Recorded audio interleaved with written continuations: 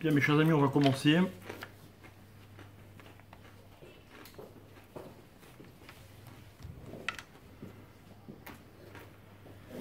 Je voudrais d'abord rappeler qu'on va dédier le cours à la mémoire de Chaim Ben Meir. Non, pas la mémoire. Ah, pardon. Donc, le cours, si tu veux, il amènera la refoua chez les mains à Chaim Ben Meir Ben Shoham. Et la Seouda également est offerte pour sa refoua. Donc, quand vous faites la bracha, si vous avez déjà fait les premières, quand vous ferez les dernières, vous penserez, si Dieu veut, à sa refoua. Et je tiens à remercier notre ami Jérémy d'avoir été le premier à dégainer pour que... Ah oui. Voilà. Donc, je tiens à remercier notre ami Jérémy Ben Shoham pour avoir le premier à avoir dégainé pour la première fois qu'on fait ce buffet autour de ce chiour. Et je voudrais m'inspirer, vous proposer une réflexion en m'inspirant de à la fois la paracha, ou plutôt les parachiotes, le thème de ce que nous lisons dans la Torah en ce moment, également la fête de Hanouka.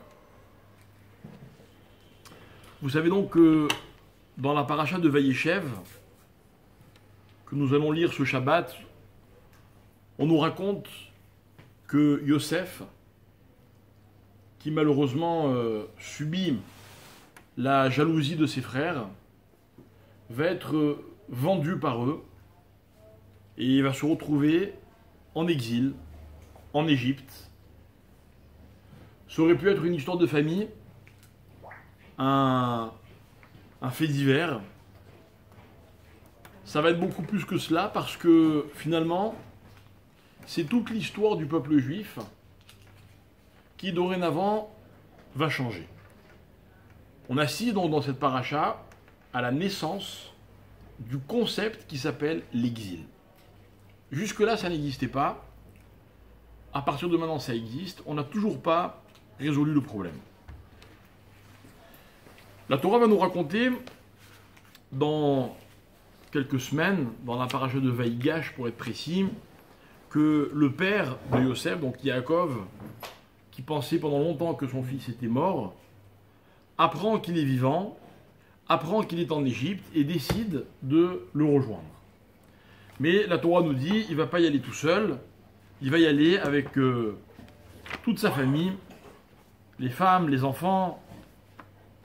Et la Torah va faire le compte précis de tous ceux qui vont accompagner Yaakov. La Torah arrive au nombre de combien? 70. De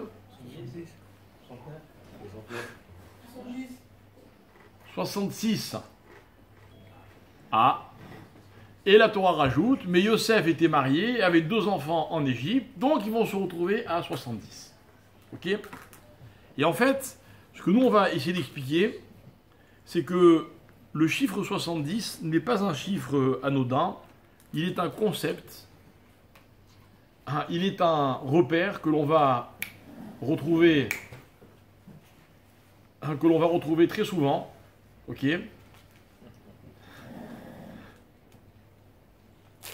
Non, psst. Éloignez-vous. Corona. Non, c'est pas Corona, c'est pas Corona, c'est très méchant, Corona. Et donc, le chiffre 70, il a une particularité, on va essayer de l'expliquer. Alors, il y a donc 70 juifs, la famille de Yaakov, qui descendent en Égypte. Ok?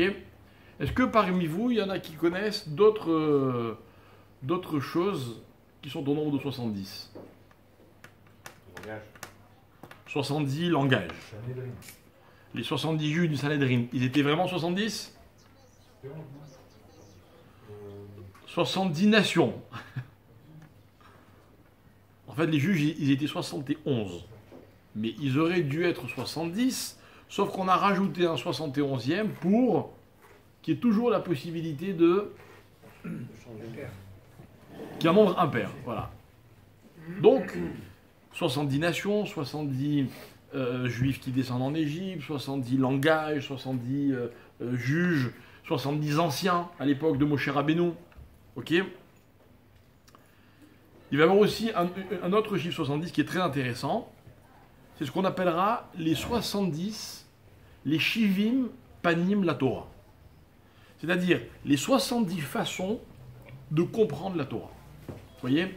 Si notre cours ce soir est un cours de Torah, ce que j'espère, il va y avoir 70 façons de le comprendre.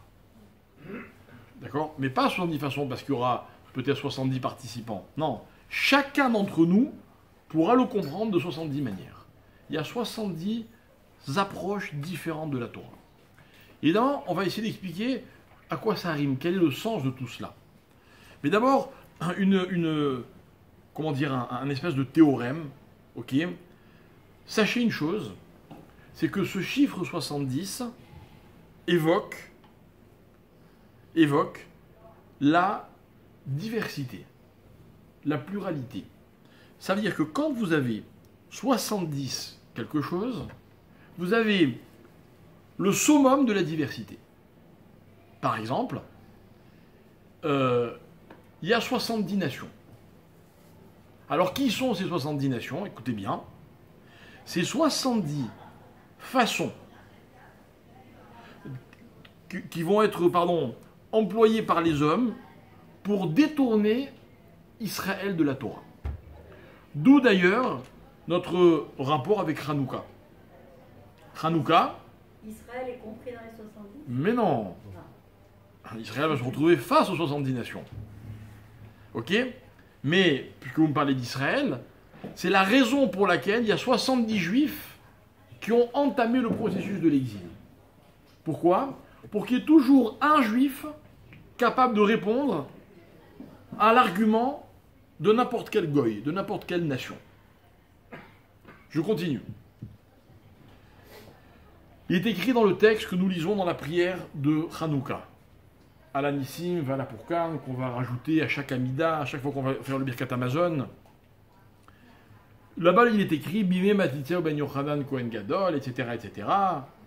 Keshamda Malchut Yavan Arsha la Mecha Israël, lorsque littéralement c'est dressé contre le peuple juif la royauté de Yavan, de la Grèce. Pour quelles raisons ils se sont dressés contre les juifs ? La première raison qui va être évoquée dans ce texte-là, écoutez bien, c'est les Ashkicham mitoratar. Pour leur faire oublier la Torah. Voilà, mes chers amis, je voudrais qu'on comprenne une chose. Chaque fois qu'il est question d'exil, à chaque fois que le problème de l'exil est posé dans la Torah, il représente un danger, un seul. Le danger de l'exil, c'est d'oublier la Torah. Et malheureusement, on a bien failli, ils ont bien failli parvenir. Ils ont 70 moyens de nous faire oublier la Torah. Ce n'est pas le sujet, donc on ne va pas développer. Mais, rappelez-vous toujours qu'il y avait 70 juifs lors de notre descente vers l'Égypte, parce qu'il y aura toujours une réponse juive aux problèmes que les nations vont nous soumettre. Il y a également 70 façons de comprendre la Torah.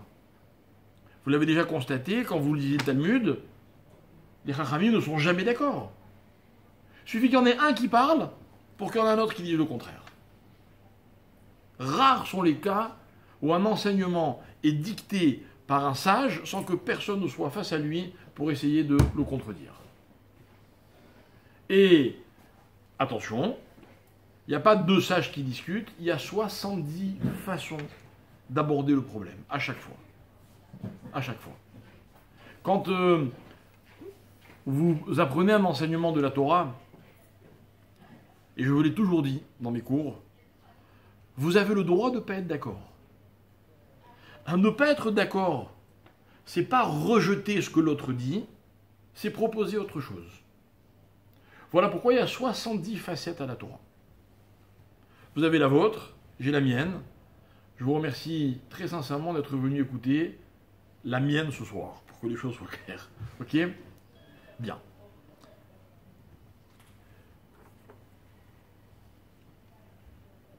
On raconte que... Alors par exemple, pour essayer d'étayer cette idée que je viens de vous soumettre, il y a un texte très particulier, très intriguant, dans la Guémara de Kiddushin. Dans la Guémara traité de Kiddushin, la Guémara dit la chose suivante, écoutez bien. Dans le Daf Lamed, page 30, il est question, par exemple, entre autres sujets, de l'éducation des enfants. Et la Guémara demande quelles sont les obligations d'un père pour son fils, d'une mère pour son fils, ou pour sa fille, ou pour leur fille, ou d'un enfant par rapport à son père, etc. Et puis parmi les obligations, la Guémara dit qu'un père est censé apprendre à son fils la Torah. Ok? Si jamais il n'en était pas capable, il a le droit de déléguer quelqu'un d'autre pour le faire à sa place. Et puis la Guémara va poursuivre en parlant de la façon dont un père et un fils étudient la Torah. Et la Guémara dit la chose suivante. Ve'afilu av ubno ve'rav vitalmido sheyoshvim ve'oskim batorah. Et même un père et un fils, et un rave, un maître et son élève, lorsqu'ils sont assis et qu'ils étudient la Torah, na'asim oivim. Vous pouvez me traduire? Ennemi. Ils deviennent ennemis. Vous avez déjà vu un père et un fils qui étudient la Torah? Hein? Ils étaient ennemis? Si ce n'est pas le cas, ou vous êtes trompé sur la personne, ou vous n'avez pas encore commencé leur étude. Un rave et son élève, écoutez bien, ils n'étudient pas la Torah pour être d'accord. Attendez, je termine le texte. La Gemara dit Velo zazu misham ad shenaasim ke o avim. Mais ils ne terminent pas leur étude avant de devenir des amis. Ça veut dire quoi, mes chers amis? Ça veut dire que on peut ne pas être d'accord, on peut débattre comme des ennemis, tout en s'aimant comme des amis. Exemple, un père et un fils qui étudient la Torah. La Gemara n'envisage pas qu'ils soient d'accord. Ils ne vont pas être d'accord. Vous comprenez, on ne peut pas discuter de Torah et être d'accord. Par exemple, je suis en train de vous parler, vous êtes d'accord avec moi? Hein? Si c'est le cas, attendons quelques instants. Il y aura bien un moment ou un autre du cours où vous allez dire « Ah non, moi je ne suis pas d'accord. » Ok? Là, on sera vraiment rentré dans l'expérience de l'étude. Donc, l'idée c'est la suivante. On considère que l'enseignement de la Torah doit être discuté, doit être débattu. La preuve, c'est qu'il y a 70 façons, approches différentes de la Torah. Premier exemple. Deuxième exemple que nous donne dans un enseignement que nous donne la Guémara dans un autre traité. La Guémara dit, comme on l'a mentionné tout à l'heure, dans le grand Sanhédrin siégeaient 71 juges. 70 plus 1 pour départager. Et la Guémara va aborder un tas de cas possibles imaginables, dont un que je vais vous soumettre. La Guémara dit, si on était en train de juger du sort d'une personne, vous savez on faisait appel au grand Sanhédrin seulement dans les cas extrêmes. Dans la plupart des cas, le Beddin, c'était 3 rabbanim ou 23 selon les cas qui se rassemblaient. 71, c'était vraiment un cas exceptionnel. Ils sont réunis les 71. On vient leur soumettre le cas de quelqu'un qui va être, peut-être, condamné à mort. Donc on est dans un cas grave. Alors imaginons le cas, une personne a tué, des témoins sont présents, et il en a tout vu. Voilà comment ça s'est passé, il a fait ceci, il allait tuer, on l'a mis en garde, il a dit je le ferai quand même, etc. On lui a expliqué quel serait son châtiment. Il y a un tas de conditions pour qu'on puisse condamner quelqu'un, ce qui fait que c'est quasiment jamais arrivé. Mais toutes les conditions requises sont réunies. Et là, écoutez bien ce qui se passe, dit la Guémara. Les 71 juges sont unanimement d'accord pour que cette personne soit condamnée. La Guémara demande Ma'adin. Donc normalement, il est chayav, on est d'accord, condamné, c'est chayav. La Guémara dit patour. La Guémara dit comme ça. Si tout le monde est d'accord, c'est qu'il y a un problème. C'est une sorte de fou. Non, on nous avait toujours appris que l'unanimité était la preuve d'une réalité qui s'imposait à tout le monde. Et là, on m'explique que non. Si tout le monde est d'accord, c'est qu'il y a un problème. L'unanimité, excusez-moi. L'unanimité, c'est quand tout le monde est d'accord. Tout le monde. Ok? Ça veut dire que l'une des conditions pour que le Sanhédrin soit, on va dire, validé dans sa démarche, c'est que les juges, qui étaient donc des chachamim, ne soient pas d'accord entre eux. Hein, mes chers amis, à part chez les juifs, on va vous apprendre une chose pareille. Non, mais c'est un truc de fou, quoi. C'est pour vous montrer à quel point on attache de l'importance au débat, à la discussion. Moi, j'ai toujours considéré que mon rôle d'enseignant n'était pas de mettre les gens d'accord. En d'autres termes, voilà comment je le dis plus simplement, si vous n'êtes pas d'accord avec moi, j'en ai rien à faire. Vous avez le droit. Pire, peut-être même que c'est ce que on attend de nous, qu'on ne soit pas d'accord. Alors évidemment, on peut philosopher pendant des heures, expliquer que, justement, l'intérêt d'un débat, c'est que chacun va être obligé d'étayer ses propres thèses, de confirmer ses convictions, de prouver, etc. Donc de se conforter dans ce que l'on pense. C'est vrai, c'est vrai. C'est vrai. La Guémara dit, par exemple, que la Torah ne s'étudie pas tout seul. La Guémara dit « O chavruta, o mituta ». Ça veut dire ou je suis accompagné, ou alors il vaut mieux la mort. C'est pas seulement un problème, comment dire, de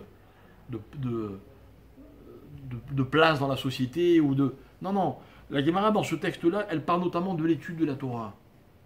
Étudier seul, c'est nul. Ça n'a pas de sens. Ça n'a pas de sens. Parce que quelqu'un qui étudie seul, il a toujours raison. Quelqu'un qui étudie avec quelqu'un d'autre, d'accord, il arrive de temps en temps qu'il ait raison.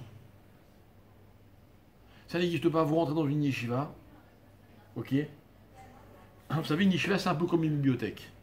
Vous avez déjà entendu une grande bibliothèque, ouais. Vous savez quelle différence il y a entre les deux? Les décibels. Vous rentrez dans une bibliothèque, il n'y a pas un bruit. Vous rentrez dans une yeshiva, c'est impossible de vous entendre. Impossible. C'est le but. Et vous les voyez, vous dites, mais qu'est-ce qu'ils ont? Pourquoi ils sont énervés? Pourquoi ils se fâchent? Pourquoi ils se fâchent? Je vous assure, mes chers amis, l'expérience de se disputer dans le limoud, dans l'étude de la Torah, c'est une expérience que je souhaite à tout le monde. À côté, disputer un match de tennis ou un combat de boxe ou je ne sais quoi d'autre, ça n'a rien à voir. Ça n'a rien à voir. Vous croyez ferme en quelque chose. Et vous comptez sur l'autre pour vous prouver que vous avez mal réfléchi. Mes chers amis, comprenez que la satisfaction, vous l'obtenez soit quand il a gagné, soit quand il a perdu. Quand il a perdu, vous savez, vous aviez raison. Quand il a gagné, vous le remerciez de vous avoir montré que vous n'aviez pas raison. Voilà ce que c'est l'étude de la Torah. Et croyez-moi, vous pouvez vérifier dans n'importe quel yeshiva du monde, quel que soit l'âge de l'étudiant de Torah, il aura toujours face à lui quelqu'un pour le contredire. Pendant ma vie, j'ai une chance extraordinaire, c'est que quand j'étais à la yeshiva, j'étais dans une yeshiva pendant 4 ans. Le rosh yeshiva de cette yeshiva était un ami à mon père. Et il m'avait fait le cadeau d'étudier avec moi tous les jours. Quand je vous dis tous les jours, c'est tous les jours. 7 jours sur 7, j'avais mon moment avec lui. Des fois c'était 1 heure, des fois c'était 2 heures, des fois c'était 4 heures. Ça dépendait des périodes. Il y avait une période où c'était tous les jours 1 heure, d'autres où c'était tous les jours 4 heures, bref. Et au début, je ne comprenais pas le but de la démarche. Parce que forcément, il parlait, j'écoutais. Et j'avais du mal à imaginer qu'un jour, ça puisse changer. Ben, en l'histoire de quelques semaines, je me suis retrouvé, quand je vous dis je me suis retrouvé, c'est-à-dire que c'est une situation que vous ne pouvez pas préparer. Je me suis retrouvé en train de discuter et dire mais non, c'est pas comme ça. Mais ça, c'est pas le mieux. Le plus beau, c'est le regard de ce rave, qui avait peut-être 3 ou 4 fois mon âge, mais 1000 fois ma science et mon intelligence. M'écouter avec attention. Quand je vous regarde, vous auriez dû aller prendre des cours chez lui. Imaginez, ça veut dire, vous avez vu comme vous êtes concentré. Mais lui m'écoutait comme si la vérité allait sortir de ma bouche. Mais ça commençait même pas. Écoutez bien, il m'a pas seulement appris l'étude, il m'a appris l'expérience de l'étude.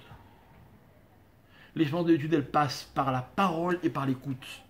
En un mot, mes chers amis, par le débat. Rappelez-vous le chiffre 70, c'est le chiffre de la diversité. Il n'y a pas un avis, il y en a 70. Il y a 70 façons d'aborder n'importe quel enseignement de la Torah. Vous imaginez? Vous comprenez maintenant pourquoi les Chachamim n'ont jamais cherché à mettre les autres d'accord avec eux. On n'a pas le temps.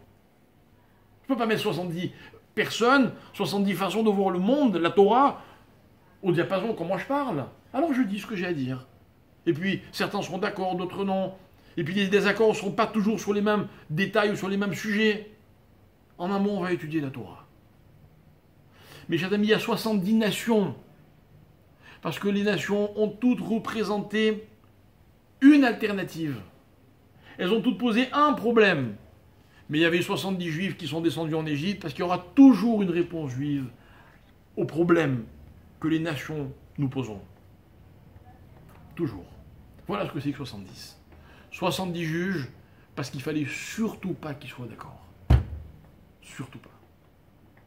Parce que s'ils sont d'accord, ben, on a perdu notre temps.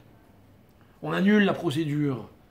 Ça s'appelle un vice de procédure ou un vice de forme. Ça, que tout le monde soit d'accord, vous vous rendez compte? Vous vous rendez compte la sagesse d'un tel enseignement?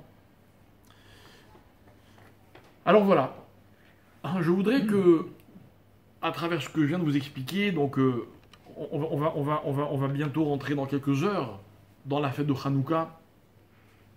Hanouka, vous le savez, c'est la commémoration de ce que l'Empire grec, reconnu par sa sagesse, son intelligence, sa logique, son attrait, cet empire a tenté, comme on l'a dit tout à l'heure, les ashtiram mitoratar, de nous faire oublier, de nous détourner de la Torah. Et ils n'ont pas réussi. Et dans leur dernier combat, ils ont tenté de rendre impure l'huile avec laquelle on allumait les veilleuses dans le Beth Amikdash. Et même ça, ils n'ont pas réussi. On a résisté. Une poignée d'hommes. Parce que le rapport n'a jamais été une question de chiffres ou de nombres. Mais les Chachamim vont expliquer que l'empire grec est symbolisé par ce qu'on appelle en hébreu l'obscurité. Regardez, dans le premier verset de la Torah, on nous raconte que Dieu a créé le ciel et la terre. Ça, vous le saviez, n'est-ce pas? Que nous enseigne le deuxième verset de la Torah? Je vais vous le dire. Il est écrit Veha Aretz Aïta. Donc cette terre que Dieu a créée, comment elle était? Elle était Tohu, Vavohu, Vechocher, Alpene, Tehom. Tohu, c'est quoi? Rien. Bohu, c'est quoi? Rien. Chocher, c'est rien.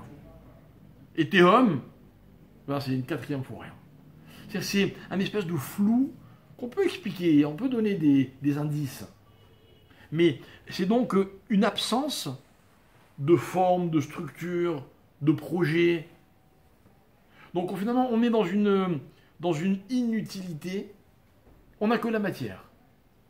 Mais on a cité 4 matières. Nos maîtres diront que ce sont les 4 exils que va devoir traverser le peuple juif. Et celui de Yavan, donc l'exil grec, est appelé dans ce verset Rocher, obscurité. C'est bizarre quand même. C'est bizarre, la civilisation de l'esthétique, du progrès, on les appelle obscurité. Peut-être que c'est bizarre, toujours est-il qu'à Hanouka, on a une mitzvah, c'est laquelle? D'allumer des bougies. Ok? Mais nous y reviendrons à cet allumage, un peu plus tard. D'abord, ce que je voudrais vous raconter, c'est un épisode très intéressant de la Gemara dans le traité de Yoma, page 69. La Gemara raconte que les Juifs sont sous la domination, justement, grecque, etc. Et il y a un homme que la Gemara appelle Alexander Mokdon. Comment on l'appelle en français? Alexandre le Grand. Alexandre le Grand. Et lui, il est grec? Alexandre le Grand. Il avait des projets terribles à l'encontre d'Israël. Et voilà que cet homme, pour lequel dans la Gemara, nous avons beaucoup de considération. Je n'ai pas dit ni respect ni admiration, j'ai dit considération. Si on ne le prend pas pour un imbécile, quoi, vous voyez? Sa réussite est colossale, ses succès sont innombrables. Et voilà que cet homme va faire une rencontre. Il va croiser un personnage qui s'appelle Shimon Hatzadik. Vous connaissez Shimon Hatzadik? Hein? Vous êtes déjà allé vous recueillir sur sa tombe? Ouais, bravo. Et les autres, tant pis pour vous. Non, c'est vrai, c'est pas loin, quoi. C'est à Jérusalem. Hein? Il y en a qui font ça même à minuit, d'aller jusqu'à Jérusalem. Hein, c'est rien. À l'entrée de Jérusalem, il y a une tombe, la tombe de Shimon Hatzadik. Qui est Shimon Hatzadik? La Gemara raconte que lorsque Alexandre le Grand a croisé cet homme, il est descendu de son cheval et il s'est prosterné devant lui. Alexandre le Grand, qui se prosterne devant un rabbin. Mais qui est cet homme? Alors la Gemara va expliquer un tas de choses. Moi, je voudrais vous donner un tout petit détail. Magnifique. Magnifique. Vous avez déjà croisé, en étudiant la Torah ou la Mishnah, le nom de Shimon Hatzadik? Sans doute que oui. Pas grave, si on ne s'en rappelle pas. Un Shimon Hatzadik, il est rappelé, il est rapporté dans la deuxième Mishnah du traité de Avot, Pirkei Avot, les maximes des pères. Je vais vous expliquer qui c'est en vous relisant la Mishnah qui précède, la première. Dans la première Mishnah, on nous dit quoi? Moshe a reçu la Torah du Sinaï, il l'a transmise à Yehoshua, qu'il l'a transmise aux anciens, qu'ils l'ont transmise aux prophètes, hein, qu'ils l'ont transmise aux gens de la grande assemblée. D'accord? Les gens de la grande assemblée, mes chers amis, écoutez bien, c'est la dernière génération de la prophétie. Il y a eu l'ère de la prophétie dans notre histoire. Elle a disparu, elle s'est éteinte. À l'époque des gens de Anshek Knesset Agdola, des gens de la grande assemblée. D'accord? Écoutez bien. Jusqu'à la fin de l'époque de la prophétie, c'est-à-dire jusqu'à la fin de l'époque des Anshek Knesset Agdola, on n'avait jamais entendu un enseignement rapporté au nom d'une personne. Jamais. On n'avait jamais dit, Rabbi Intel disait ceci. Jamais. C'est-à-dire, on connaissait les enseignements de la Torah, à travers les hommes forcément, mais qui en fait recevaient une inspiration d'Hachem directement. C'était des prophètes. Et il l'a répercuté. Résultat, écoutez bien, jusqu'à la fin de l'ère de Anshek Knesset Agdola, on ne verra pas, au sein des Chachamim, on ne verra pas de marloquette. On ne verra pas de discussion. Comme si tout le monde était toujours d'accord. En même temps, ils étaient tellement inspirés, ça venait tellement de haut qu'on ne peut pas ne pas être d'accord. Deuxième Mishnah. Ah oui, pardon. La première Mishnah termine par Em Amrou Shelo Shadvarim. Eux ont dit trois choses. Le monde tient sur Torah, Avoda, Gimilut Chasadim. Deuxième Mishnah. Shimon Hatzadik Aya Mishiare Knesset Agdola. Shimon Hatzadik était l'un des derniers de la grande assemblée. Hu Aya Omer, il disait, etc., etc. Et voilà un nouveau phénomène qu'on ne connaissait pas. Hu Aya Omer. C'est le premier Rav de l'histoire à donner un enseignement en son nom.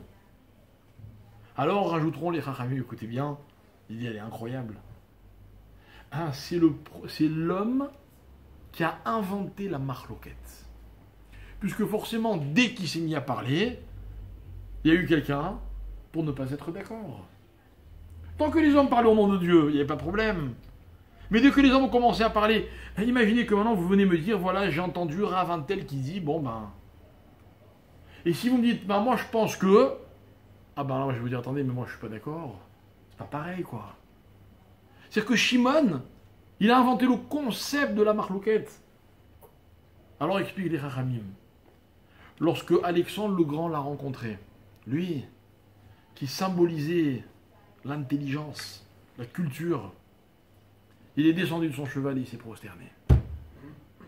Parce que la culture, c'est rien. L'intelligence, c'est rien. Tant qu'il n'y a pas quelqu'un pour en débattre. Tant qu'il n'y a pas une confrontation. Il n'y a que la confrontation qui rend intelligent. Il n'y a qu'un enseignement, un débattu, qui est porteur d'un vrai message. Parce que tous les autres, il faut s'en méfier. Un cours de Torah, ce n'est pas une dictature. Ça ne veut pas dire que vous avez le droit de me couper la parole comme vous voulez, mais ça veut dire que vous avez le droit de ne pas être d'accord. Mieux, si vous n'êtes pas d'accord, même si vous n'avez pas raison, hein, ce qui est probable, je plaisante, en tout cas, vous permettrez à l'orateur d'enrichir son discours, d'enrichir sa conviction. Voilà ce que c'est le chiffre 70.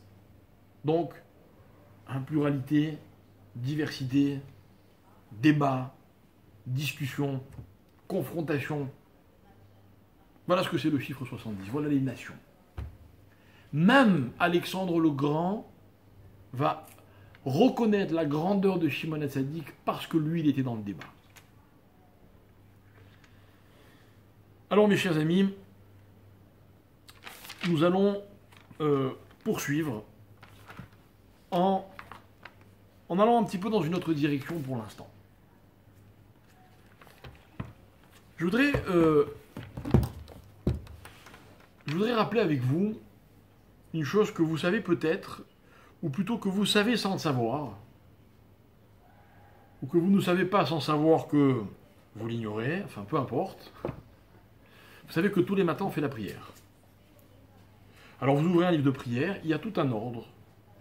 Il y a tout un ordre. Il y a comme des espèces de chapitres, il y a des thèmes dans la prière. Par exemple, on va commencer la prière par... C'est quoi le début de la prière?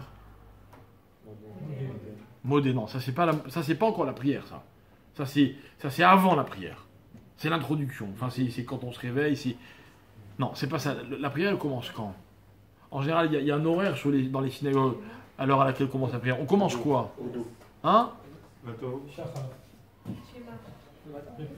Il y a pire? Il y a quelqu'un qui a pire à me dire?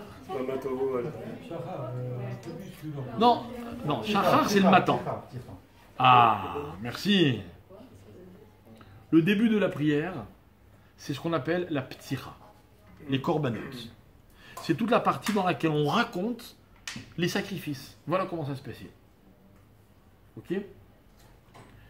Malheureusement, souvent dans les synagogues, le début de la prière, c'est, comme quelqu'un l'a dit, je ne veux pas savoir qui c'est, Odou. Mais Odou, on a raté le début.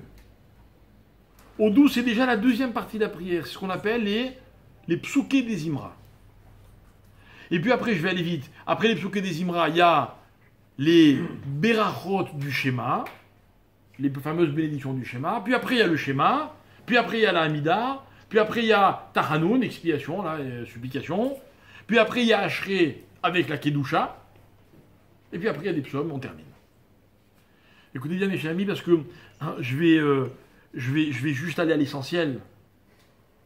Il y a un savant mélange dans la prière, un savant dosage de deux notions. Deux notions qui sont inhérentes à la prière, qui sont peut-être même le sens même de la prière. Deux notions que vous connaissez peut-être, qu'on appelle yira et Ahava. Je traduis simplement. Ira, c'est la crainte. Ahava, c'est l'amour. C'est-à-dire que dans la démarche qui consiste à prier, il y a deux thèmes qui sont évoqués. Il y a des prières qui sont de type Ira, dans lesquelles j'exprime ma crainte. C'est quoi la crainte? La crainte, c'est le respect. La crainte, c'est la distance, c'est l'éloignement. Hein, c'est parce que, mes chers amis, respecter quelqu'un, c'est savoir garder ses distances quand il faut. Et puis il y a d'autres passages de la prière dans lesquels, au contraire, le thème sera l'amour. C'est quoi l'amour? C'est le rapprochement. Ok? Les gens qu'on aime, on veut être proche d'eux à tous les niveaux. Mais nos maîtres se posent une question. La question, je vais vous la soumettre, mes chers amis, et je peux d'ores et déjà vous dire, vous n'allez pas être d'accord avec ma question. Elle ne va pas vous plaire, ma question, donc évitez-moi les débats inutiles, vous avez raison. Mais non, ma question n'en est pas moins une bonne question. Comment un homme peut-il avoir le droit de parler à Dieu? Comment c'est possible? Qui suis-je, moi, homme, pour pouvoir m'octroyer ce privilège qui consiste à parler à Dieu? Salut, ça va? Tu peux me donner ceci? C'est vrai. Lisez la Lamida. Hein. Allez, donne-moi un peu d'intelligence, un peu de... Bon, allez, pardonne-moi pour tout ce que j'ai fait. Hein. Puis la santé, puis l'argent, la parnassa. Et puis tant qu'on y ramène tous les juifs en Israël. Et puis, tu sais, tous les ennemis, tu nous les effaces. Hein. Et puis... Oh, mais t'es qui, toi? T'es qui? Un samedi après-midi, devant chez nous, on a vu passer le Premier ministre, le Rosh Hamshala. D'accord? Que veulent faire tous les gens qui voient passer le Rosh Hamshala devant eux? Qu'est-ce qu'ils rêvent? De lui parler. Mais vous ne pouvez pas lui parler. Il a des gardes du corps, il a des machins, même si vous lui parlez, il vous fait un, et puis il continue ça. Vous ne pouvez pas lui parler. C'est normal. Ça se comprend, non? C'est le Rosh Hamshala. Ah, et Dieu? Dieu, on peut lui parler comme on veut? Comme à notre père. Comme à notre père? Tu sais combien il a d'enfants? Hein? Il a fait l'homme à son image. C'est déjà pas mal comme cadeau. Tu devrais t'en suffire. On ne parle pas n'importe Comment? Il est dans l'imaginaire. C'est pas concret comme Netanyahu tous les mois. Bon, ça dépend de votre perception. Ça, c'est la 71e. Mais dans les 70 premières, Dieu, il est très concret. Moi, il est avec moi tout le temps. Mais ça reste dans l'imaginaire, même si c'est du concret. Non, c'est pas dans l'imaginaire. Je suis combien ce que vous voulez dire? Vous voulez en fait parler d'un dialogue qui est différent. Ok, mais il faudrait quand même avoir le droit de lui parler à Dieu. Parce qu'on lui demande quand même des choses. On se sent vachement proche de lui. On a le droit ou pas? Lui, il nous parle, nous on se sent. Ah oui, il te dit quoi? Dans la Torah, il nous parle à nous. Il a parlé. La Torah dit qu'il a parlé. Et puis, le roi Hamshala aussi nous parle. Sans arrêt. Non mais mes amis, pourquoi je dis que vous n'allez pas d'accord avec ma question? Parce que on nous a toujours appris qu'il fallait parler à Dieu. On nous a toujours appris, comme tu l'as dit, que c'était notre Père, qu'il attendait que ça, que c'était même un devoir, que... Donc c'était super légitime, quoi. Mais moi, avant cette conviction qu'on a tous, je me pose une question, je dis, mais de quel droit? Et ma question, vous savez pourquoi? C'est pas des bêtises, j'ai une preuve. Quels sont les premiers mots de la Hamida? Ça veut dire quoi? Hachem. Sefatai tiftar, ouvre mes lèvres, Ofi agite la terra, pour que je puisse te parler. Parce que Dieu, si tu m'ouvres pas les lèvres, jamais je pourrais te parler. Rien que d'y penser, je suis muet. D'accord? Alors, écoutez bien. Quand je dis que dans la prière, il y a un certain équilibre entre Ahava et Ira, c'est de ça que je veux parler. C'est-à-dire que quand on parle à Dieu, on ne fait pas que demander des choses. Pas que demander des choses. Il y a aussi toute une partie de la prière dans laquelle on dit qui il est. On rappelle sa grandeur, sa puissance, son rôle, etc. Ok, alors, on n'a pas le temps, hein. On n'a pas le temps, mais dommage. Parce qu'il y en avait le temps, je vous aurais expliqué pourquoi les corbanotes, c'est ceci, et les psouké des Imra, c'est cela, et Baréchou, c'est encore autre chose, et après, il y a machin. Mais on n'a pas le temps. On va se concentrer juste sur l'essentiel étant le schéma et la Hamida. Ah, il est très tôt en fait. Le schéma et la Hamida, c'est angoissant quand Ravi dit ça au bout d'un cours. Hein. Le schéma et la Hamida. Alors voilà mes chers amis, vous connaissez plus ou moins le schéma et la Hamida? Pouvez-vous me dire, entre schéma et Hamida, qu'est-ce qui est Ira et qu'est-ce qui est Av? Soit vous me répondez, soit je vous interroge un an. Le schéma, ça va voir. Schéma Ava. Qu'est-ce que quelqu'un n'est pas d'accord? À part moi. Hein?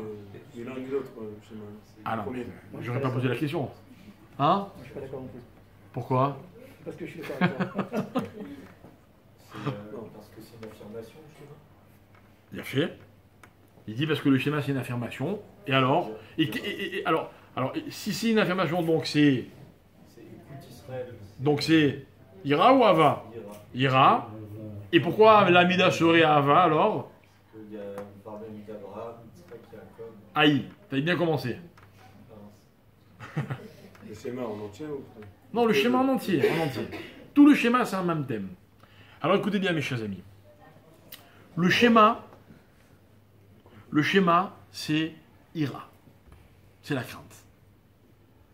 Pourquoi c'est la crainte? Parce que dans le schéma, comme vous l'avez dit, je ne discute pas.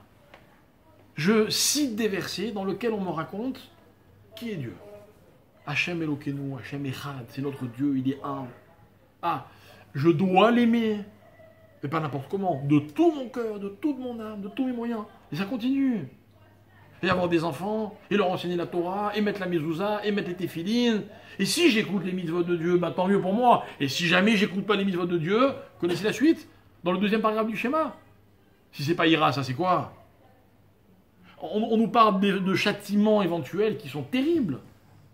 Terribles. Donc c'est Ira. Et pourquoi la Hamida c'est Ahava? Parce que dans la Hamida c'est facile, je demande tout ce que je veux. Tout ce que je veux.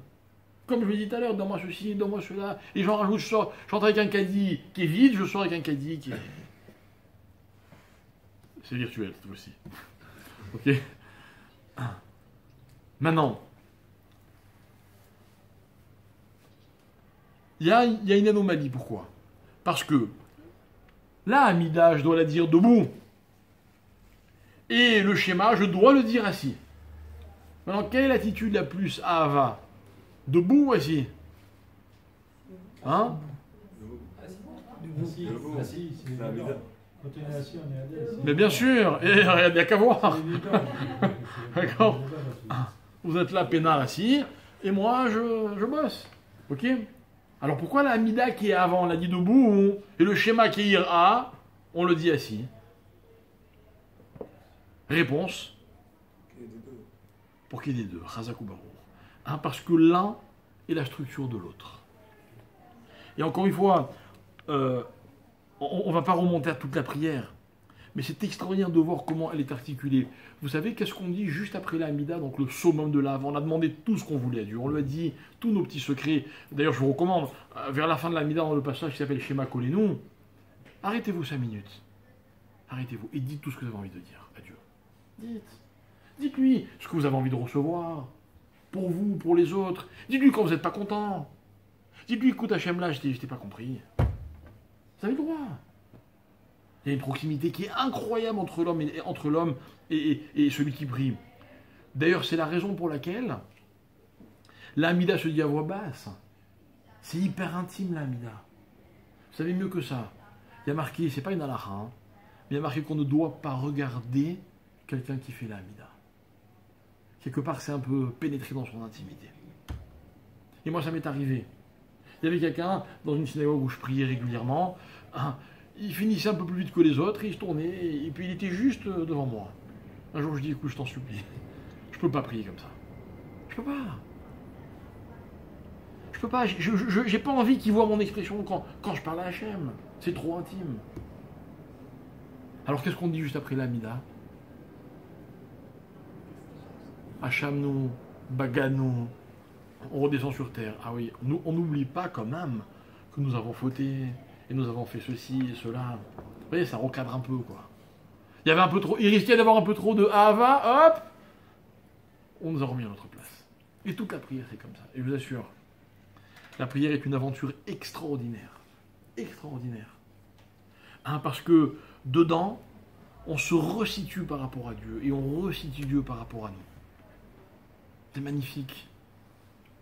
On ne sort pas de chaque prière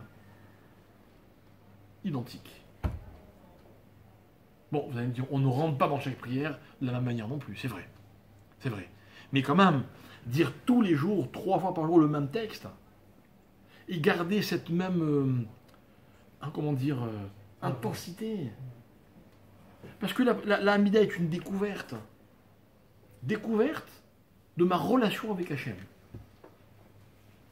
Voilà pourquoi on aime prier.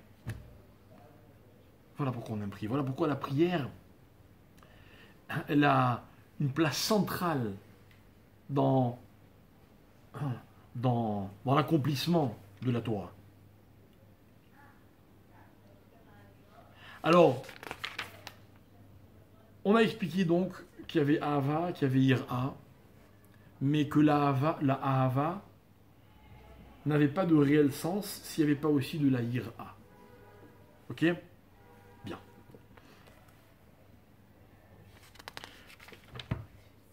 Maintenant qu'on a compris cette chose-là, on va faire un pas supplémentaire. Mais là, j'ai une petite requête à vous faire.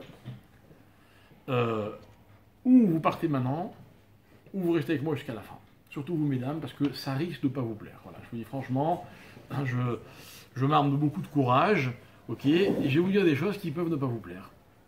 Ok, contrairement à ce que certains croient, je ne suis pas spécialement misogyne, ok, ou plutôt pas du tout. Mais je vais vous dire des choses, encore une fois, il va falloir m'écouter jusqu'au bout, parce que c'est... On est copains, d'accord ? Bien. Alors voilà. Je vais rapporter ce que les Chachamim disent dans la première Mishnah du traité de Kiddushin. Vous la connaissez, celle-là ? Alors, je vous la récite, d'accord ? Il y a marqué comme ça. Haisha niknit bishlosha drachim. Ça veut dire quoi ? Il y a un courageux qui veut bien traduire. Elle était achetée. S'acquiert. On l'achète. La femme s'acquiert. Tout de suite, vous parlez d'argent. Achetée. Non. Acquérir. La femme est acquise de 3 façons.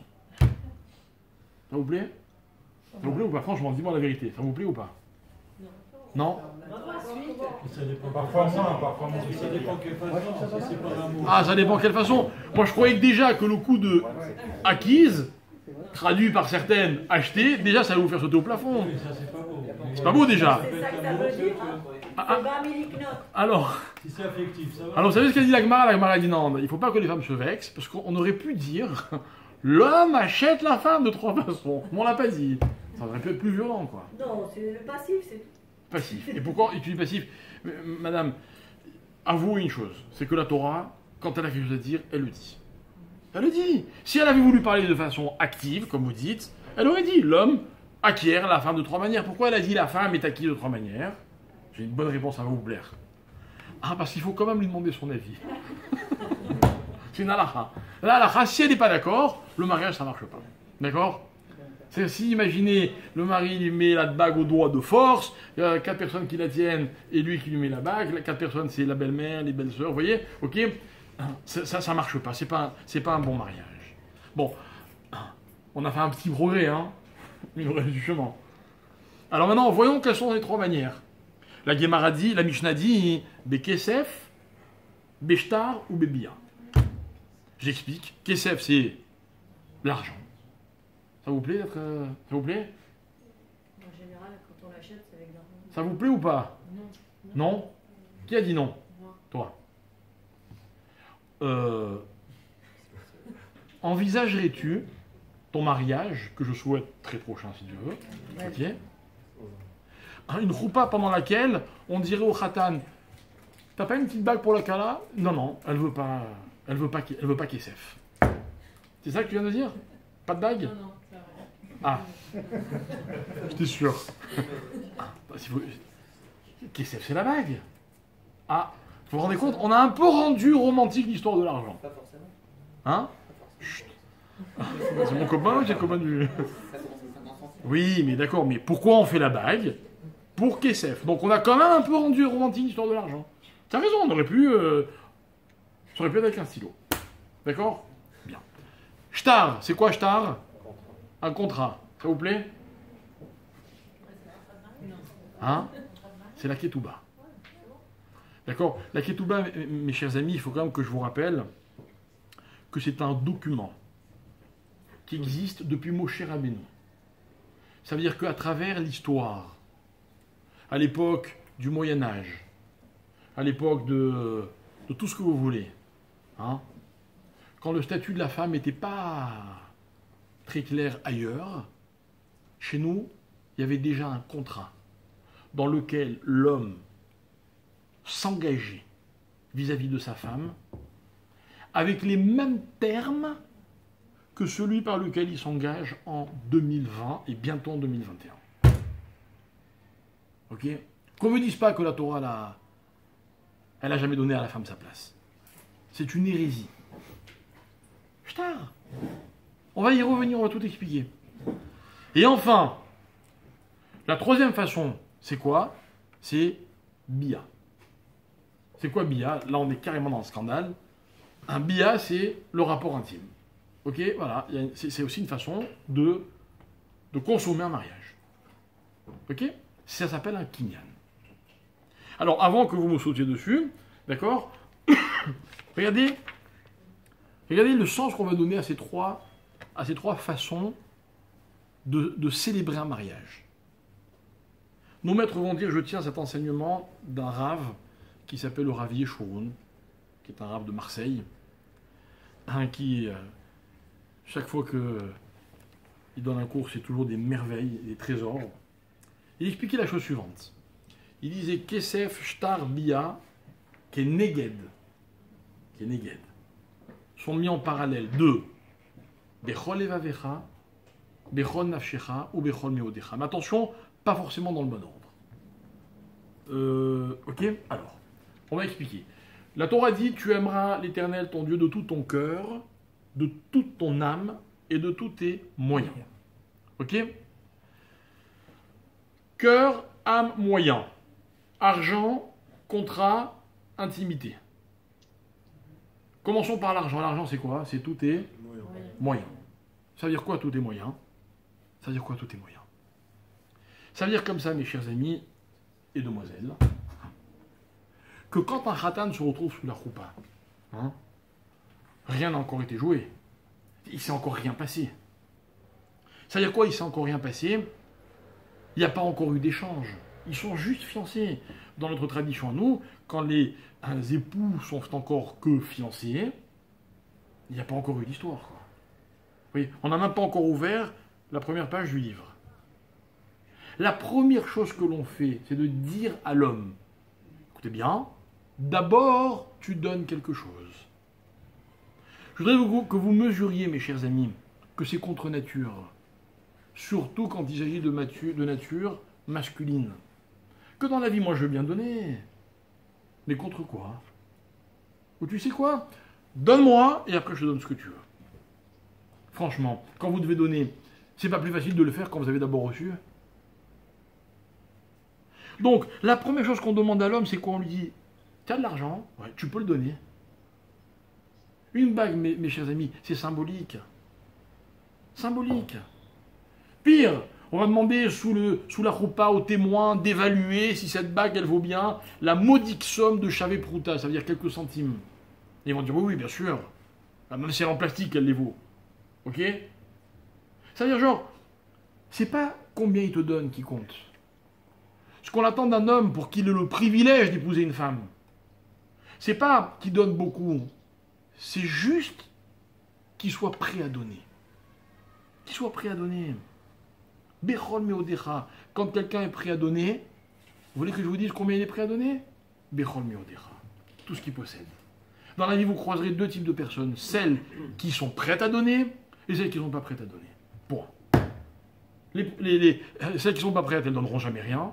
Celles qui sont prêtes à donner sont capables de tout donner. Ça dépend des circonstances. Mais dans le fond, elles sont capables. C'est-à-dire que quand un mari donne une bague, mesdemoiselles, sachez mesurer ce moment. Au moment où il vous donnera la bague, ce sera une façon de dire si vous savez y faire. Hein? Facile comme excuse. Il est prêt à tout donner. La preuve, c'est qu'il n'a encore rien reçu en échange. Ça, c'est le premier point. Ensuite vient shtar. C'est quoi shtar? Moi, je vais vous raconter mon expérience. Moi, à chaque fois que j'ai le bonheur et l'honneur de célébrer une choupa, vous savez que ce que je fais, je dis au khatan, à quelle heure c'est la choupa? Et alors il me dit, admettons, 18h. Ok? Je dis, ok, rendez-vous à 17h45.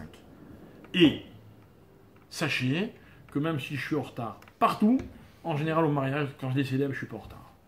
Enfin, j'ai un retard homologué, en général, personne ne s'en rend compte. Parce qu'ils sont plus en retard que moi. Ça, c'est une question d'expérience. C'est vrai, ça m'est arrivé une fois ou deux, je reconnais, c'était des accidents de parcours, mais je sais que c'est pas des moments où on fait attendre. Mais je demande à ce que, avant que ça commence, avant tout, d'abord on passe un moment, j'ai besoin qu'il soit super concentré. Je le prends, je l'isole, et je dis, mon petit, je vais te faire signer un document. Dans ce document, tu sais ce que tu vas faire en un mot. En un mot, il va faire quoi? En un mot, écoutez bien, il va s'engager. Messieurs, si vous voulez bien boucher vos oreilles quelques secondes, mesdames et mesdemoiselles, vous savez ce que ça veut dire s'engager pour un homme? Vous mesurez l'effort que c'est pour lui? Il a envie de tout, l'homme, de tout, sauf de s'engager. Ouais. Qu'il soit célibataire, déjà marié, père de famille, grand-père, tout ce que vous voulez. Si l'homme pouvait ne pas s'engager, il serait le plus heureux du monde. De nouveau, il n'a rien reçu, et on lui dit d'abord tu t'engages. Et on lui fait signer Ketouba. Quelqu'un m'a demandé pourquoi la Kala elle signe pas la Ketouba. Vous savez quelle est la réponse? C'est tellement à son avantage qu'on n'a pas besoin de sa signature. C'est évident qu'elle est là, qu'elle est d'accord. C'est la vérité. Si je vous fais un contrat dans lequel je vous donne tout ce que je possède, vous avez besoin de signer? Non. Quand on fait un chèque, l'autre il signe. Au dos peut-être, ça se voit même pas. Et là encore, il fait un gris-gris, ça passe. Un gribouillis. Non, mais c'est parce que nous, on s'est engagé à rien. C'est ce que nous disons. D'accord? Non mais, vous avez compris? Non, écoutez bien. Il nous reste Bechol Evavecha ou Bechol Nafshecha. C'est quoi l'engagement? L'engagement, c'est Bechol Levavecha. C'est quoi le cœur d'une personne? Le cœur, c'est ce qui bat en la personne, ce qui l'anime. Un engagement, mes chers amis, n'est valable que quand il est total. Total. Vous savez, un jour, un rabbin m'a posé une question. À l'époque, je n'étais pas du tout rabbin. J'étais pas marié d'ailleurs. Et il m'a posé une question. Il m'a dit, mais pourquoi les femmes se marient? Pourquoi? C'est vrai, franchement, beaucoup de contraintes, beaucoup plus que les hommes. Beaucoup plus. Et il y a des choses, mesdames, sachez, si on avait pu les faire à votre place, on l'aurait fait avec plaisir. Mais on ne peut pas. On est très compatissants. C'est vrai, quoi. Vous n'aurez pas à y mettre enceinte à la place de vos épouses. J'en aurais rêvé. Ok? C'est pas possible. C'est pas possible. Je parle pas maintenant de ce qui se passe dans les couples, la cuisine, la lessive, la machin, etc. Mais c'est rarement la femme, l'homme qui a le plus mauvais rôle. J'avoue. Alors, mesdemoiselles qui n'êtes pas encore mariées, écoutez bien. La question que je pose à celles qui sont déjà mariées, vous êtes folles. Pourquoi vous acceptez? Ou plutôt non, contre quoi vous acceptez? Contre quoi? Contre quoi? Contre de l'envape, une promesse de rêve. Enfin, on vous promet de vous faire rêver. C'est pas que la promesse est un rêve. Alors écoutez bien, pas du tout. Pas du tout. En fait, dans la vie, on est tous prêts à jouer n'importe quel rôle contre un engagement. Parce que quand vous épousez un homme, vous ne savez pas vraiment qui il est. Vous ne savez pas vraiment qui il est. Et quand vous saurez qui il est, ce sera déjà trop tard. Alors il vous faut un indice qui soit vrai, fiable. Cet indice, mes chers amis, c'est l'engagement. C'est quand un homme y met tout son cœur dans son engagement. Voilà ce que j'explique au Khatan. Je dis, mon cher ami, tu t'engages à... Il y a toute une liste. Et attention, Il n'y a aucune concession possible. Vous savez pourquoi? Parce qu'il y a marqué dans la Ketouba, et même si elle est prête à renoncer à mon engagement, je m'engage à le faire quand même. Vous voyez, il n'y a pas où aller, quoi. Attendez, il mérite quand même, non? Il mérite de vous épouser, ce jeune homme qui est héroïque. D'accord? Mais ça, c'est rien. Ça, c'est rien. On arrive au cœur du sujet. Le cœur du sujet, c'est la troisième façon de célébrer le mariage, c'est Bia. Bia, c'est l'intimité dans un couple. Bia. C'est un peu grossier, non? C'est trivial. Pourquoi? Ça veut dire qu'il fut un temps où c'est comme ça que ça se passait? Eh bien, il faut que je vous dise une chose, oui. Oui. Jusqu'à ce qu'un jour arrive un homme qui s'appelle Rav. Rav, c'est un des maîtres du Talmud, mais qui a un statut particulier. Vous savez que les maîtres de la Mishnah s'appellent Tanaïm, Tana au singulier, et les maîtres de la Gemara s'appellent les Amoraïm, Amora au singulier. Jamais, au grand jamais, un Amora peut discuter contre un Tana. Ce sont deux ligues complètement différentes. Il y a eu la période des Tanaïm, elle s'est un jour terminée, alors a démarré la période des Amoraïm. Écoutez bien ce que ça veut dire. Ça veut dire que si un Amora n'était pas d'accord avec un Tana, on ne l'écoutait que s'il trouvait un Tana qui pensait comme lui. Sinon, on ne pouvait pas discuter. Impossible. Je sais qu'aujourd'hui, ça paraît complètement dépassé comme mode de pensée, ok, mais dans les écoles dans lesquelles j'ai appris, on a toujours fait attention de ne pas dire « je ne suis pas d'accord avec Maïmonide ». Non. On dit « je ne comprends pas ce que disait Maïmonide ». On n'a jamais dit « je ne suis pas d'accord avec ce que disait Rabbi Meir ». On a dit « si je pouvais comprendre ce que disait Rabbi Meir ». C'est très différent. Ok? C'était pas très moderne comme approche, comme façon de s'exprimer. Mais c'est pas grave, on n'est pas obligé de toujours être moderne. C'est pas grave. On peut des fois garder ce qui appartenait à d'autres temps et qu'on voudrait surtout ne pas changer. C'est possible. Voilà, c'est un des exemples. Mais Rav, il avait un statut spécial. La Gemara, elle dit Rav, Tana ou Palig. Il était Amora et il pouvait discuter contre les Tanaïm. Rav, c'est un phénomène. D'ailleurs, on l'appelle Rav, tout court. Quand vous disiez Rav, c'était lui. Et un jour, Rav a dit, attention, j'interdis que les hommes épousent des femmes par le biais de la bia. Par la relation. Non, d'abord Kesef, Shtar et après bia. Mais il ne s'est pas arrêté là, Rav. Vous savez ce qu'il faisait? Quand il entendait qu'il y avait un homme qui avait épousé une femme par bia, la Gemara, elle dit, il allait et lui cassait la figure. Il le frappait. Il dit, t'as pas honte? C'est comme ça que tu respectes ta femme? Ça veut dire quoi? Ça veut dire quoi? Alors écoutez mes amis, ce que je veux vous dire se trouve en fait écrit dans la Torah noir sur blanc. La Torah, il faut juste savoir la lire.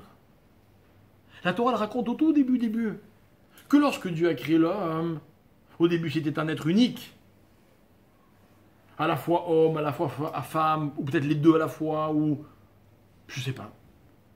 Et puis Dieu a dit non, c'est pas bon, on va les séparer. Et il a créé l'homme et il a créé la femme. Et il leur a dit, rappelez-vous ce qu'on a expliqué la semaine dernière, il leur a dit, mariez-vous. Mariez-vous. Dieu a créé l'idée selon laquelle l'homme a besoin d'un partenaire. Quand je dis l'homme, c'est l'être humain, a besoin d'un partenaire. C'est-à-dire que dans tous les types de partenariats qui vont exister dans l'histoire, à l'origine, il y a l'histoire de l'homme et la femme. Mais il y a un cahier des charges. Ça veut dire, ne sera considéré comme vrai partenariat, ou plutôt, si vous voulez, comme vrai couple, c'est vous qui choisissez, que celui qui respectera les conditions sine qua non. C'est quoi les conditions sine qua non? Mariez-vous et multipliez-vous. Pérou ou vous. Conditions sine qua non. Alors, demande les Chachamim, pourquoi c'est tellement important? Parce que le couple a sur leurs épaules, sur ses épaules, la responsabilité de permettre au monde d'exister. Et comment n'importe quel couple peut avoir autant de responsabilités? Écoutez bien, c'est très simple. C'est parce qu'il n'y a que par le partenariat, ou plutôt par le mariage, qu'on peut se réaliser. Et un homme qui est capable de se réaliser peut permettre au monde de se réaliser, tout simplement. Quand un homme, il peut être mitkayem, exister, c'est-à-dire vivre une vraie réalité, si on pouvait le dire comme ça, eh bien, il serait capable de faire vivre au monde entier une vraie réalité. Permettre au monde d'être mitkayem. Je referme ma parenthèse. Que font l'homme et la femme juste après cet ordre que Dieu leur donne? Écoutez bien. Vayeda Adam et Chava Ishto. Je traduis. Et Adam a connu Chava, sa femme. On a presque été discret avec le terme. Ça veut dire quoi il a connu? Ben juste après on va nous expliquer qu'ils ont eu un enfant. D'accord? Mais nous on a appelé ça dans la Torah Vayeda, il a connu. Parce que, mes chers amis, il n'y a que par la proximité physique, et il n'y a que par l'intimité totale et réelle qu'on peut se connaître. Ah, j'ai failli oublier une condition. Vayeda, Adam il a connu Chava, Ishto, quand elle était sa femme. Ça veut dire qu'en fait, explique les Haramim, tout cet acte-là, toute cette expérience qui s'appelle l'intimité, quand c'est dans le cadre que je viens de citer, alors ça permet quoi? Ça permet quoi? C'est quoi le verbe qui a été utilisé? Ça permet de se connaître. Et voilà, on y est arrivé. On est arrivé, mes chers amis. Parce que le troisième mode de mariage correspondait à Bechol, Nafshecha, de toute ton âme. Mais c'est quoi l'âme, mes chers amis? C'est quoi donner son âme? Quand je donne mon âme à quelqu'un, vous savez ce qui se passe? Eh bien, il va me connaître.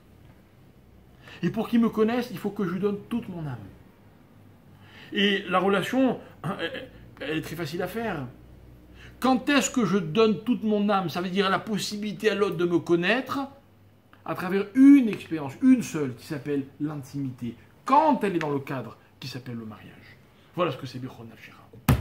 Mes chers amis, le même acte en dehors du mariage, ça ne peut pas être Bechol Nafshecha. De toute ton âme, pas possible. Et un mariage, un couple qui se regarde dans les yeux, dans le fond des yeux, en se disant des mots doux, c'est pas Bechol Nafshecha. Ils ne peuvent pas se connaître. Pour pouvoir se connaître, il faut tout. Il faut tout. Et pourquoi je vous parle de ça maintenant? Quel rapport avec notre cours? Alors le rapport, il est très simple. Revenons d'abord à ce que nous disions juste avant. Yira et Ahava. C'est dans le schéma. Dans le schéma. Qui est, rappelez-moi, sur quel mode? Mode Yira. Crainte, éloignement, respect, distance. Que la Torah m'explique comment on va célébrer un mariage. Avec 3 conditions. C'est-à-dire 3 étapes, 3 expériences. 3 dimensions. 3 dimensions. Dans lequel l'homme va devoir jouer un rôle capital. Vous croyez que quoi? Que quand on dit Aïcha Niknit, c'est parce qu'on a rabaissé la femme et on a levé l'homme? Pas du tout. On a voulu charger l'homme. En disant, mon petit, la femme elle va s'impliquer parce que c'est sa nature. Et toi? On n'est pas sûr. On va s'en assurer. Et la Torah, elle a chargé l'homme. Et on n'a jamais vu dans la Torah qu'on dit à une femme, vous êtes prête à donner de l'argent ou à donner... Non, ne donnez rien. Donnez rien. On sait qui vous êtes. Magnifique. Magnifique. Et c'est comme ça qu'ils vont se connaître. C'est-à-dire qu'en fait, un homme, il va connaître sa femme. Une femme, elle va connaître son mari. Et alors, eh bien, ce qui va se passer, c'est que grâce à sa femme, l'homme, il va mieux se connaître. Et grâce à l'homme, la femme va mieux se connaître. Voilà ce que c'est Vayeda. C'est Vayeda au carré, vous comprenez? Vayeda dans tous les sens du terme. On se connaît à la perfection. On est dans l'expérience de la connaissance. Ira et Ava. C'est quand même incroyable que ce soit dans le schéma mode Ira qu'on nous dit Ve'afta et tu aimeras. Vous savez pourquoi? Parce que quand on aime, c'est facile. Tout est facile quand on aime. Le problème, c'est quand on n'aime pas. De quoi je parle? De quoi je parle? Je parle de tous ces couples qui se sont un jour formés parce qu'ils se sont un jour aimés. et qu'à un moment de leur histoire, ils ont l'impression qu'ils ne s'aiment plus. Ils sont désemparés, on fait comment maintenant? Vous savez ce que je leur réponds? C'est pas grave. On va recréer la ira, et de ça va naître la hava. On va créer le respect. On va essayer de se connaître mutuellement, de se découvrir, ou de se redécouvrir si vous préférez. Vous pouvez même dire de se redécouvrir, j'en ai rien à faire. Vous pouvez ajouter autant de que vous voulez. Ça peut se passer autant de fois que vous le voulez, à l'infini. On a 120 ans, c'est très long devant nous. Mais tout ça, c'est quoi le but de l'expérience? C'est la connaissance et de se connaître. Et est-il possible que des couples s'aiment et ne s'aiment plus? Oui. Vous savez pourquoi? Vous savez pourquoi? Parce que la raison d'être d'un couple, c'est le débat. C'est le débat. C'est la diversité. Et vous savez où se trouve la diversité dans un couple? Hein? Messieurs, vous savez où ça se trouve? Pourtant, vous n'épousez qu'une seule femme. Alors, vous ne pensez qu'à elle. Vous n'aimez qu'elle. Alors, où se trouve la diversité? Je vais vous dire. À chaque nouvelle phrase que vous allez prononcer, elle aura quelque chose à dire. À chaque fois que vous allez avoir envie, vous allez penser, vous allez croire en quelque chose, eh bien elle croira, elle pensera et elle dira autre chose. C'est normal. C'est comme ça que Dieu nous a créés. Heureusement qu'il n'a pas eu besoin de nous faire à 70, mais c'est la même idée. L'idée de ce débat, duquel naît ce que nous avons appelé la vraie connaissance. Vous vous rendez compte? Si j'épousais l'égal de ce que je suis, j'aurais très vite fait le tour, j'aurais très vite dire je connais. Et pire, j'aurais eu l'impression de me connaître. Mais quand j'épouse ce qu'il y a de plus différent de ce que je suis, il me faut toute une vie pour connaître. Donc toute une vie pour me connaître, en d'autres termes, pour savoir si j'ai raison ou si j'ai tort. Voilà mes chers amis, ce que c'est ce chiffre 70. Voilà ce que c'est l'exil. Voilà ce que c'est l'obscurité de Hanouka. Parce que maintenant, regardez comme les choses prennent un sens magnifique. C'était quoi la mitzvah de Hanouka? Hein? C'était quoi la mitzvah de Hanouka? Comment? Ouais. Allumer. Ça veut dire quoi, allumer? Écoutez bien, la mitzvah de Hanouka, c'est pas que les flammes soient allumées. La lumière n'est pas l'essence même de la mitzvah. La preuve, c'est qu'une fois que les bougies de Hanouka sont allumées, je n'ai pas le droit de tirer profit de cette lumière. Donc ça veut clairement dire que le thème, c'était quoi? C'était pas que ce soit allumé. Le thème, c'était l'allumage. Vous savez pourquoi? Parce que si la lumière, c'est la vérité, dans la vie, ce qui compte, c'est pas de l'avoir trouvée, mais c'est de la chercher. Et c'est tout le thème du débat. Le débat, mes chers amis, quelle est sa vraie dimension? Et on terminera sur cette idée.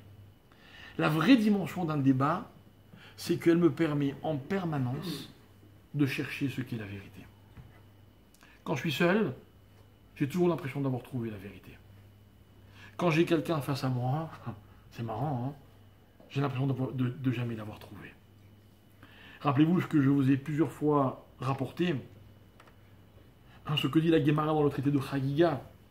La Gemara qui dit « Yagata ou matzata ta'amin ». En français, ça donne « Qui cherche, trouve ». C'est une assurance que la Gemara me donne. Celui qui cherche, il finit toujours par trouver. Mais la Gemara n'a pas dit qu'est-ce qu'il allait trouver. La Gemara n'a jamais dit que celui qui cherche une chose finira par la trouver. La Gemara m'explique que celui qui cherche, il trouve au présent. Il a déjà trouvé. Il a trouvé au moins ce que c'était que chercher. C'est ça qui compte dans la vie. Dans la vie, ce qui compte, c'est pas de connaître sa femme, c'est de chercher à la connaître. Dans la vie, ce qui compte, c'est pas de se connaître, c'est de tout faire pour y arriver. Dans la Torah, ce qui compte, c'est pas de connaître la Torah, c'est de chercher à la connaître. Mes chers amis, je ne sais pas si vous imaginez que dans toutes les yeshivot du monde, tous les étudiants étudient en sachant pertinemment qu'ils ne connaîtront jamais tout. En d'autres termes, ils la regardent, la Torah. Ils s'y plongent, mais ils savent qu'ils la connaîtront jamais. C'est pas un peu frustrant? Combien de fois on m'a demandé, mais pourquoi dans les yeshivot, il n'y a pas d'examen? Il n'y a pas de niveau? Mais mes chers amis, un examen, c'est pour un résultat. Mais nous, on ne veut pas de résultat. Nous, on voit comment une personne étudie, et on dit, celle-là, elle sait chercher. Voilà ce qui compte. Ne vous fiez jamais à ceux qui trouvent. Faites confiance à ceux qui cherchent. Ne vous fiez jamais à ceux qui vous disent je sais qui je suis ou je te connais. Jamais. Jamais. Ceux-là, ils possèdent des assurances, je ne sais pas d'où ils les sortent. Vous comprenez? C'est ça l'expérience de l'étude. L'expérience de l'étude, c'est celle qui me permet de chercher la guerre. Il y avait une histoire que mon père à la Vache à l'homme racontait très souvent. Une histoire de cet homme qui était très respectable et qui avait une très belle situation et qui était lui-même un grand maître, avait une fille qui devait sûrement être très jolie, pour que l'histoire ait un sens. Et il cherchait donc le meilleur parti pour sa fille. Où va-t-on chercher le meilleur parti pour sa fille? Dans une yeshiva. Il demande la permission au rav de la yeshiva qui lui est accordée. Il fait un cours aux élèves dans lequel il pose une magnifique question. Et il dit à tous les élèves de la yeshiva, celui qui trouve la réponse, je lui donne ma fille. Ils avaient dû voir sur Facebook à quoi ressemblait la jeune fille. Ok, donc tout le monde s'active pour trouver la réponse. Et le père en question s'assoit dans la yeshiva, dans le Beth Midrash, et il y passe 3 jours. Pendant 3 jours, les élèves défilent, avec des propositions de réponses qui sont systématiquement rejetées. 3 jours passent, tout le monde a tenté, personne n'a réussi. Dépité, le père décide de rentrer chez lui. Bredouille. Il fait sa valise, il monte dans sa calèche, il ordonne au cocher de démarrer, il fait quelques tours de roue et il entend un élève qui dit « Attendez, attendez !» Très heureux, pensant qu'il y en avait enfin un qui avait trouvé la réponse. Il ordonne au cocher de s'arrêter. L'élève de la yeshiva arrive, et le père lui dit « Alors, t'as trouvé la réponse ?» Il lui dit « Non, vous allez quand même pas partir sans me la donner. » Alors il lui dit « En fait, toi, t'arrêteras jamais de chercher, si j'ai bien compris. » Et donc, il lui a donné sa fille.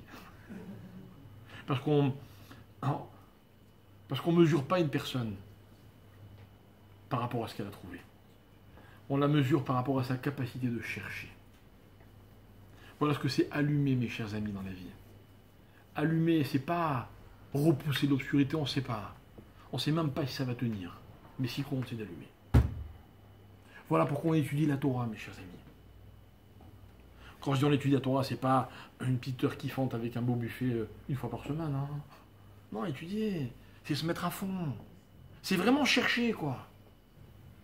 Voilà pourquoi on se marie. Voilà pourquoi on prie. Parce que dans la prière, on se cherche. On se cherche. On ne sait pas très bien si on est dans la ira ou dans la hava ou dans les deux à la fois. On cherche à se positionner.